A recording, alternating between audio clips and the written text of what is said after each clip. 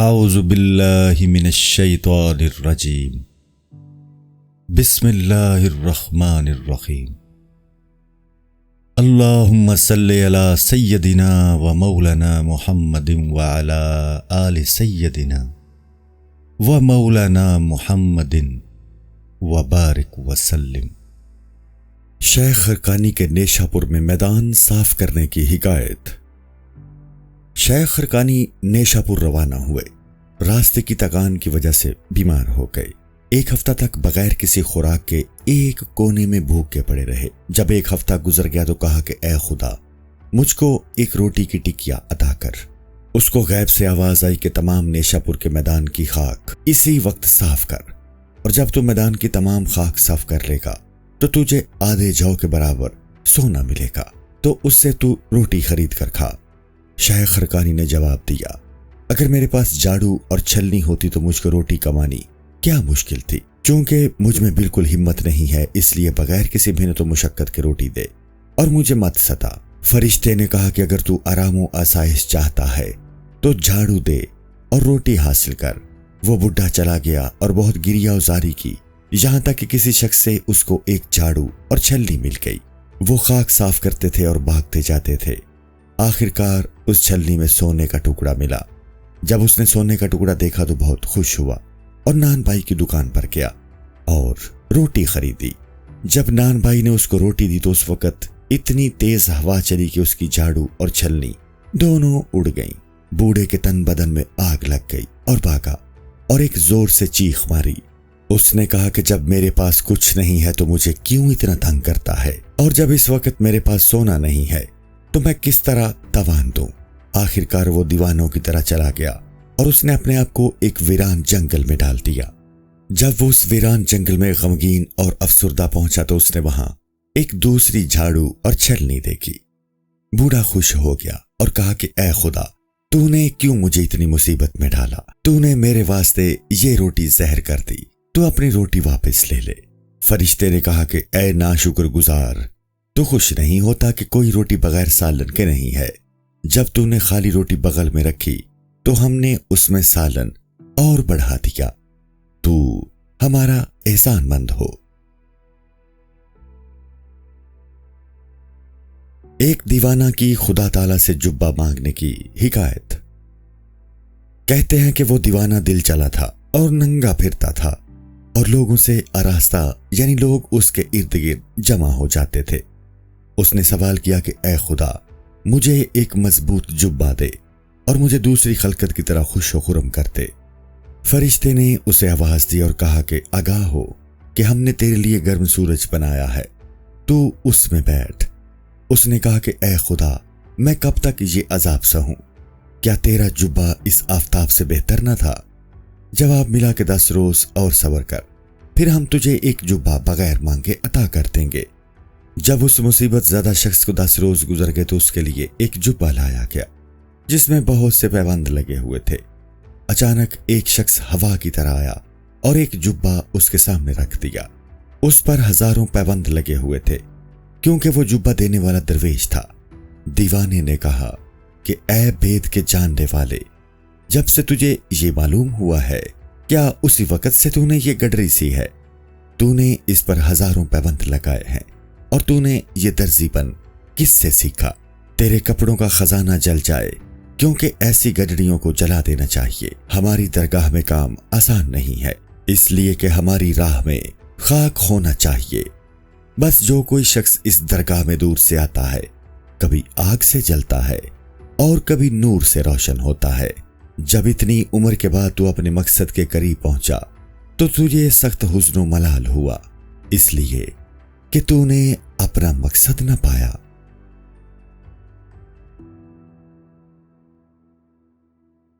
رابعہ علویہ کی مکہ معظمہ جانے کی حکایت۔ رابعہ کعبہ کے راستہ میں 7 سال تک چلتی رہی اور وہ مردوں کا تاج تھی۔ جب کامیاب ہو کر حرم کے قریب پہنچی تو کہنے لگی کہ میں نے پورا حج کر لیا۔ اس نے کعبہ جانے کا ارادہ کیا، لیکن اسی وقت وہ حائضہ ہو گئی۔ حائضہ عورت کعبہ میں داخل نہیں ہو سکتی۔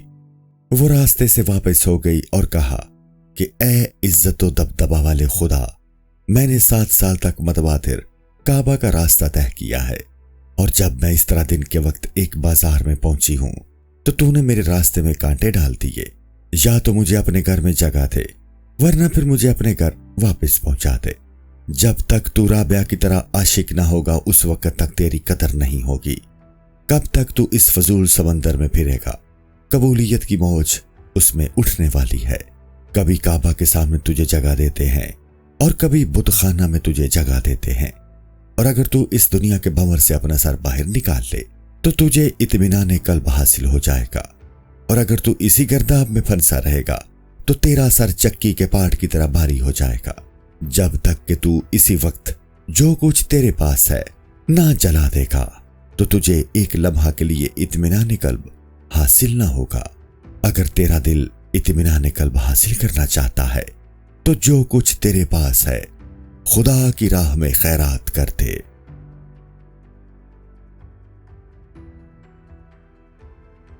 ایک دوست اور دیوانہ کی حکایت۔ ایک کونے میں ایک دیوانہ بیٹھا تھا۔ اس کے پاس اس کا ایک عزت والا عزیز دوست پہنچا۔ اس نے کہا کہ میں تجھ میں ایک قابلیت دیکھتا ہوں کہ تجھ کو اطمینان قلب حاصل ہے۔ اس نے کہا کہ میں یہ دل جمی کیسے حاصل کروں جبکہ میرا چھٹکارا مکھیوں اور پسوؤں سے ہی نہیں ہے۔ دن بھر مجھے مکھیاں ستاتی ہیں اور رات کو مجھے مچھروں کی وجہ سے نیند نہیں آتی۔ چھوٹے سے پسو نے جب نمرود کو ستایا تو اس کا دماغ الٹ گیا۔ میں اگر اپنے وقت کا نمرود ہوں تو خدا تعالیٰ کی طرف سے میرے نصیب میں مکھی اور پسو لکھے ہیں۔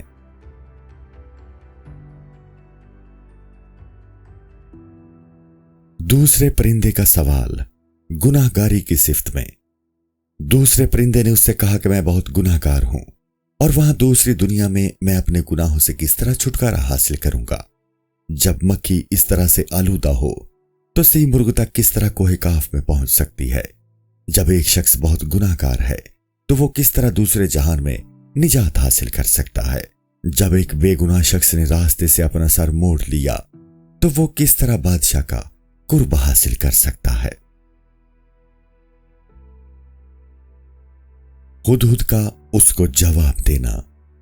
اس نے کہا، اے غافل، اس سے یعنی خدا تعالیٰ سے غافل مت ہو، تو اس کی مہربانی اور اس کی ابدی عنایت و کرم طلب کر۔ اے بے خبر، اگر تو آسانی سے اطاعت قبول کر لے گا تو تیرا کام مشکل ہو جائے گا۔ اگر انسان کی توبہ قبول نہ ہوتی تو اسے اس دنیا میں ہرگز نہ بھیجا گیا ہوتا۔ اگر تو نے گناہ کیا ہے تو تیرے واسطے توبہ کا دروازہ کھلا ہے، تو توبہ کر، کیونکہ یہ دروازہ گھڑی گھڑی نہیں کھلتا۔ اگر تو ایک لمحہ کے لیے بھی سچائی سے یعنی صدق کے دل سے اس راستہ میں آتا ہے تو تیرے سامنے ہر دم ہزاروں فتوحات آئیں گی۔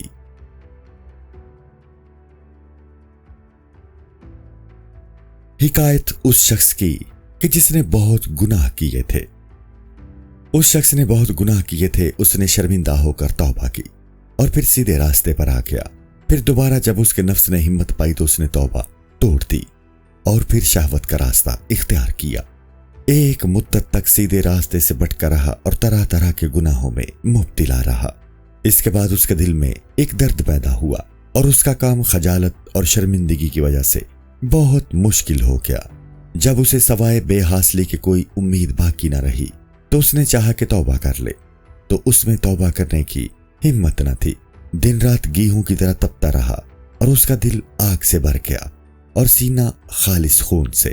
اگر اس کے راستے میں گرد و غبار پڑا تھا تو اس نے اس گرد و غبار کو اپنی آنکھوں کے پانی سے دبا دیا تھا۔ بے حد گریہ و زاری کرتا تھا۔ صبح کے وقت فرشتے نے آواز دی اور اس کے ساتھ ہمدردی کی اور اس کا کام بنا دیا۔ اس نے کہا کہ دنیا کا خدا کہتا ہے کہ اے فلاں شخص، چونکہ تو نے اول توبہ کی تھی اس لیے ہم نے تجھے معاف کیا اور تیری توبہ قبول کی۔ ہم سب جانتے ہیں لیکن تجھے سزا نہیں دیتے۔ جب تو نے دوسری مرتبہ توبہ توڑ دی تو ہم نے تجھ کو مہلت دی اور ناراض اور رنجیدہ نہیں ہوئے۔ اے بے خبر، اس وقت تیری یہ خواہش ہے کہ تو دنیا میں پھر دوبارہ پیدا ہو، دوبارہ کہ ہم نے دروازہ کھول رکھا ہے۔ تو نے توبہ کی اور ہم نے اسے قبول کیا۔ حق کو حق شناس ہی پہچان سکتا ہے۔ اور خدا کی رحمت ہمارے قیاس سے باہر ہے۔ حکایت حضرت جبرائیل علیہ السلام کی سدرۃ المنتہا پر لبیک کی آواز سنتے تھے۔ سدرۃ المنتہا 7ویں آسمان پر ایک بیری کا درخت ہے اور اس جگہ سے آگے حضرت جبرائیل علیہ السلام نہیں جا سکتے۔ لبیک، میں موجود ہوں۔ ایک رات حضرت جبرائیل علیہ السلام 7ویں آسمان پر تھے۔ آپ نے صاف صاف حضرت سے یعنی خدا تعالی سے لبیک کی آواز سنی۔ حضرت جبرائیل علیہ السلام نے کہا کہ میں نہیں جانتا کہ اس وقت خدا کسے چاہتا ہے، میں صرف اتنا جانتا ہوں کہ وہ ایک اعلیٰ مرتبہ والا بندہ ہے اور اس کا نفس مردہ ہے اور اس کا دل زندہ ہے۔ اس کو اس لیے بلایا ہے تاکہ وہ اس کو اس وقت پہچانے جس سے وہ 7ویں آسمان پر آگاہ نہ ہوا تھا۔ جبرائیل علیہ السلام تمام جہان میں پھرے اور دریا چھانے، نہ وہ پہاڑوں میں ملا اور نہ ویرانے میں۔ وہ جلدی سے پھر خدا کے پاس واپس ہو گئے اور پھر اسی طرح لبیک کی آواز سنی۔ انہوں نے پورے کمال سے اپنا سر موڑا، پھر دوبارہ اس دنیا میں آنے کے لیے واپس ہوئے اور دوسری مرتبہ اس دنیا میں ایک چکر اور لگایا۔ تب بھی اس شخص کا کچھ پتہ نہ ملا، تو کہا کہ اے خدا، آخر مجھے اس شخص کا راستہ بتا۔ حق تعالیٰ نے کہا کہ روم کی طرف جا اور وہاں تلاش کر۔ حضرت جبرائیل علیہ السلام روم پہنچے اور وہاں جا کر کیا دیکھتے ہیں کہ ایک بت کے سامنے بیٹھا زارو زار رو رہا ہے۔ جبرائیل علیہ السلام کو اس شخص کی یہ حالت دیکھ کر بہت جوش آیا اور واپس خداوند تعالیٰ کے پاس پہنچے۔ آپ نے زبان کھولی اور کہا کہ اے خدا، تو مجھے اس بید سے آگاہ کر۔ وہ شخص جو مندر میں بت کو خطاب کرتا ہے، تو اسے لطف و کرم سے کیوں جواب دیتا ہے؟ حق تعالیٰ نے کہا کہ اس کا دل سیاہ ہے اور وہ یہ نہیں جانتا کہ اس کا راستہ جو اس نے اختیار کیا ہے غلط ہے۔ میں اس کی اطاعت سے خوش ہو گیا ہوں اور اس لیے میں نے تجھے اس کا پتہ بتایا ہے۔ اگر اس شخص نے غفلت میں غلط راستہ اختیار کر لیا ہے تو میں جانتا ہوں کہ وہ غلط راستہ پر نہیں ہے۔ ہم اب اس کو راستہ بتاتے ہیں تاکہ وہ اس سے فائدہ اٹھائے اور معافی مانگے۔ یہ کہا اور اس کی جان کا راستہ کھول دیا اور خدا کہنے کے لیے اس کی زبان کھول دی۔ وہ شخص خدا کہنے لگا تاکہ تو جانے کہ یہ وہ مذہب ہے کہ جو کچھ اس میں ہے وہ بغیر کسی علت کے ہے۔ اگر تیرے پاس یہاں کچھ نہیں ہے تو جو کچھ بھی ہے تو اسے پھینک دے۔ اگر تمام زہد اور پارسائی مسلمان خرید لیں تو جو کوئی بھی اس کی درگاہ میں ہو اسے بھی خرید لیں۔ حکایت صوفی اور شہد بیچنے والے کی۔ بغداد میں ایک صوفی بغداد میں چلا جاتا تھا۔ راستہ میں اس نے ایک آواز سنی۔ ایک نے کہا کہ میں بہت سا شہد رکھتا ہوں اور بہت ہی سستا بیچتا ہوں۔ شیخ نے کہا کہ اے صبر کرنے والے مرد، تو بغیر کسی چیز کے عوض کیوں بیچتا ہے؟ اے ہوس والے، کیا تو دیوانہ ہو گیا ہے کہ تو بغیر کسی معاوضہ کے دوسروں کو اپنی چیز دیتا ہے؟ فرشتے نے کہا کہ اے صوفی، ذرا ہوش میں آ اور جو کچھ تیری حقیقت ہے اس سے ایک قدم اور اوپر رکھ۔ ہم بغیر کوئی چیز لیے جو کچھ ہمارے پاس ہے سب دیتے ہیں، اور اگر تو مزدوری بھی چاہتا ہے تو وہ بھی دیتے ہیں۔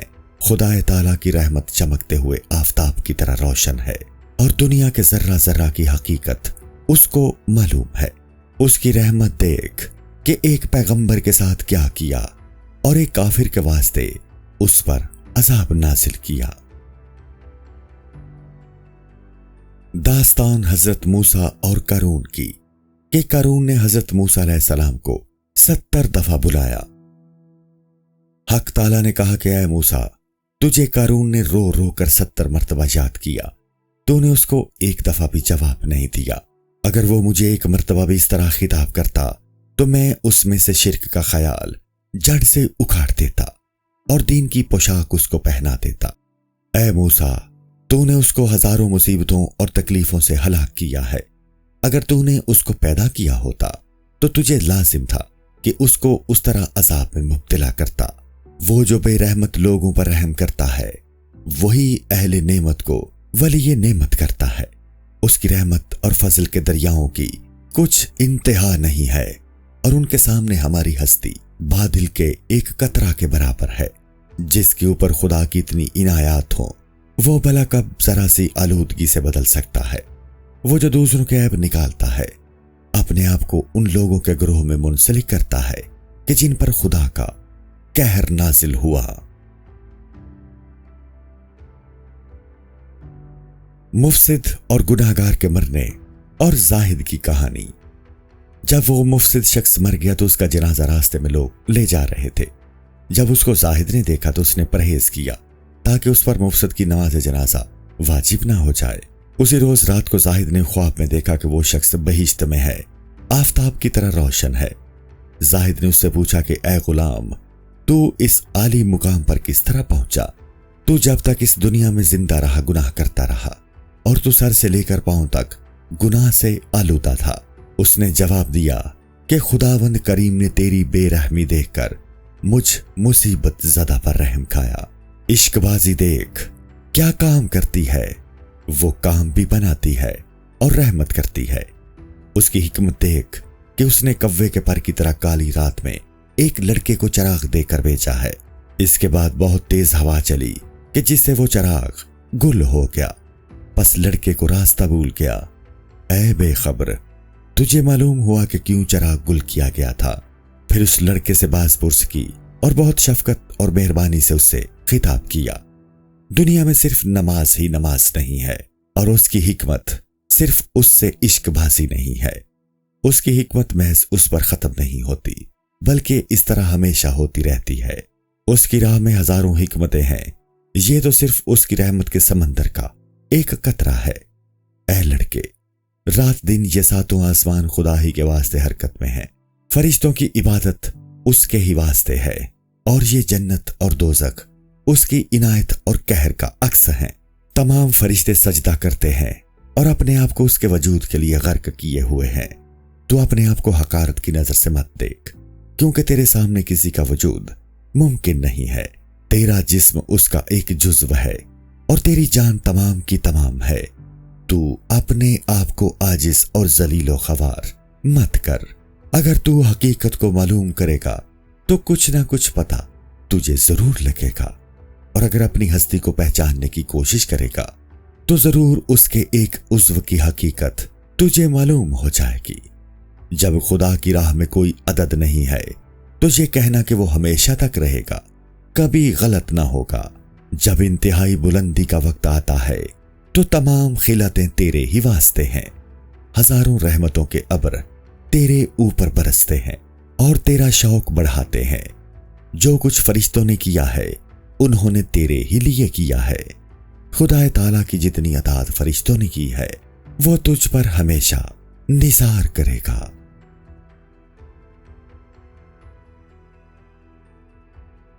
عباسہ کی کہانی قیامت کے دن کے بیان میں۔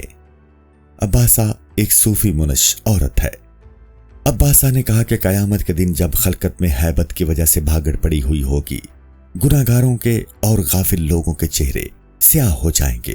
خدا کی مخلوق اس وقت بغیر کسی سرمایہ کے حیران و پریشان ہوگی اور ہر ایک نئے نئے قسم کے رنج و مصیبت میں مبتلا ہوگا۔ خداوند تعالیٰ زمین سے لے کر 9 آسمانوں تک فرشتوں کی ہزاروں سالوں کی اطاعت بندگی اپنی مہربانی اور عنایت سے فرشتوں سے لے کر ان خاک ڈیریوں یعنی انسانوں پر پھینک دے گا۔ فرشتوں میں سے ایک نے التجا کی کہ اے خدا، ہماری اطاعت تو ان لوگوں کو کیوں دیتا ہے؟ خداوند تعالیٰ فرشتوں سے اس طرح مخاطب ہوتا ہے کہ تمہارے واسطے اس کا کوئی نفع و نقصان نہیں ہے، اور اس سے ان خاک کے پتلوں کا کام بن جائے گا، کیونکہ روٹی ہمیشہ بھوکوں ہی کے واسطے ہوتی ہے۔